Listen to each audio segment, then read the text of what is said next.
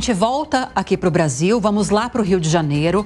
O relatório do Ministério Público Eleitoral do Estado mostra que houve gastos ilícitos durante a campanha de Cláudio Castro para o governo em 2022. E o Rodrigo Viga tem mais informações a respeito disso. Viga, bom dia. Tudo bem, Nívia? Bom dia para você, para o Colombo, para o nosso ouvinte espectador internauta da Jovem Pan. O Ministério Público Eleitoral continua ali mordendo os calcanhares no pé do governador do estado, Cláudio Castro. Dessa vez, uma investigação em torno de supostos usos, repasses ilícitos de recursos que tiveram como origem, foram arrecadados junto ao fundo eleitoral. Fala-se numa quantia, nesse relatório do Ministério Público Eleitoral, que poderia chegar a 10 milhões de reais. Somente uma empresa que é investigada teria recebido 2,5 milhões de reais. O problema é que, segundo as investigações, essa empresa não estava habilitada, não estava capacitada para contratar e justamente treinar cabos eleitorais, pessoas que iriam trabalhar justamente na eleição que acabou culminando com a reeleição de Cláudio Castro no ano de 2022. O governador do Rio de Janeiro, Cláudio Castro, por sua vez, diz que acredita na justiça eleitoral, que as suas contas referentes à eleição de 2022 já foram aprovadas e que os documentos necessários que deveriam ser apresentados por essas empresas, inclusive essa citada, que recebeu 2,5 milhões de reais do fundo eleitoral, já foram devidamente exibidos e também apresentados à própria Justiça Eleitoral. Lembrando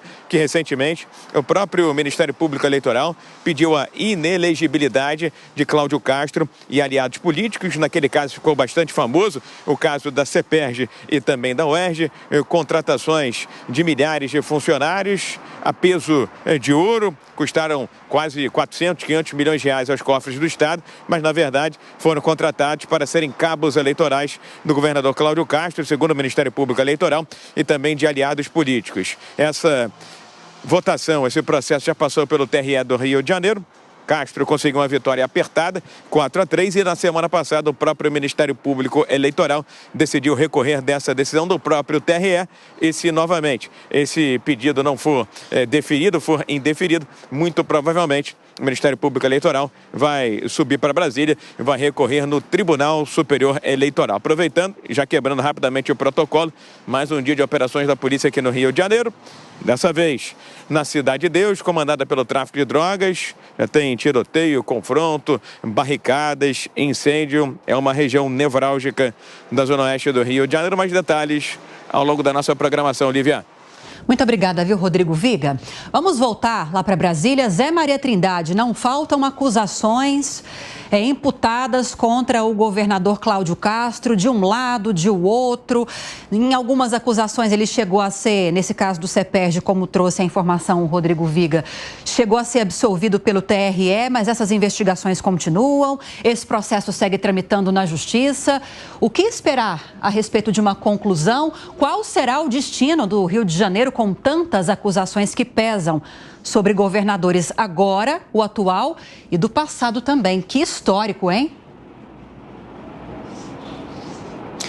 Pois é, antes a grande estrela de uma campanha eleitoral era o marqueteiro. Ele produzia uma realidade virtual vendida ao eleitor num país, num município, num estado em que todos nós gostaríamos de morar. Era um sonho vendido pelos marqueteiros. Depois, a coisa se transformou. Hoje, a grande estrela de uma campanha eleitoral é o grupo de advogados. Isso mesmo, grupo de advogados. São vários que ficam seguindo o candidato e os adversários. O grande fiscal de uma justiça eleitoral é o adversário. E eles apresentam várias e várias acusações contra o adversário. Só que a justiça não dá conta ali, eu não sei exatamente por quê, a justiça só eleitoral não dá conta de julgar o processo durante a campanha. Isso era para ser decidido lá antes da diplomação. Entende-se que depois da diplomação o candidato está eleito, diplomado e vamos em frente. Aqui no Brasil, não. Isso aí já é o terceiro turno, né, ou quarto turno, ou quinto turno, diante de tantos processos assim. Isso provoca uma insegurança jurídica, provoca uma insegurança na gestão muito grande. Estou falando sem analisar exatamente o mérito. Nós vivemos um faz de contas em campanha eleitoral. O ministro Gilmar Mendes, uma certa vez, disse que haveria um laranjal nesta tática de financiamento público de campanha eleitoral. E isso está acontecendo. Os gastos de campanha não batem com a prestação oficial na Justiça Eleitoral.